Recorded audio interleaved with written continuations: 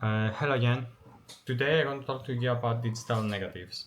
What is a digital negative and why I need it? When I'm doing the alternative photography processes like the cyanotypes or the salt prints, what I need is it's a contact print. So you have your treated paper, and then you place on the top a negative, which is the same size as the print. And I don't have a camera which prints like really large negative, so I'm creating a digital negative. And the digital negative is like I'm starting from a photo I took myself with a digital camera, and then I'm creating uh, this the negative like in a transparency. So, and then I can get like an image like that with this is with a Van Dyke print. It's another alternative process which I will make a video in the future. So we I need you needed transparency, and I'm using this from this company. It's like I other people can suggest specific photographic transparencies for these techniques, but for me, I just found this was like easily in a shop, and it is for maybe from projectors, but I don't know how many people use today. And I can easily print on it with an inkjet printer. So I'm going to share with you every step what I'm doing on my computer up to printing. So if you don't know how to do it and you need to use it in your alternative processes. So let's go to the computer.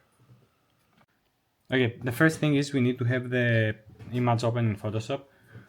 Elements, I'm using elements. So I was working today having in mind that I wanted to take a photo for this video, and I didn't know what to take, and I saw this thing and I saw, okay, that looks interesting.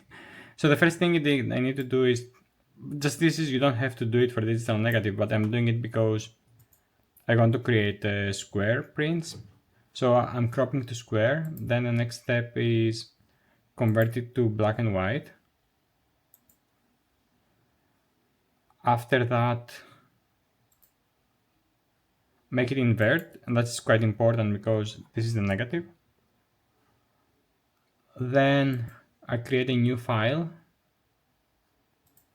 and this is an A4 image,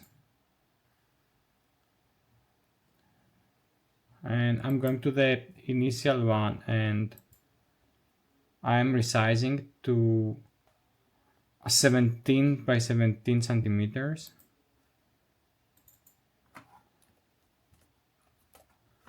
Giving the resolution to 300,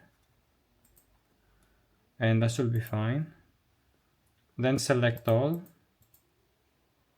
edit copy, and then edit paste. And that's my digital negative. So then I have to save it.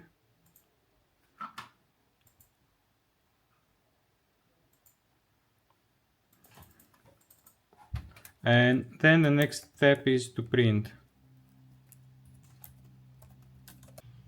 Then I'm selecting, I'm on the printer software interface, and I have selected the file I want to print. I'm selecting the printer, paper size to A4. I'm selecting paper to matte photo paper. I'm not sure if this is the correct setting, but it's worked for me. And I'm selecting high quality and borderless printing, but I removed the autophoto fix. And then I'm printing. Just one comment for the printing. When we put the transparency inside, we have to put it to the correct side because only one side is printing correctly. There is a rough side in this case.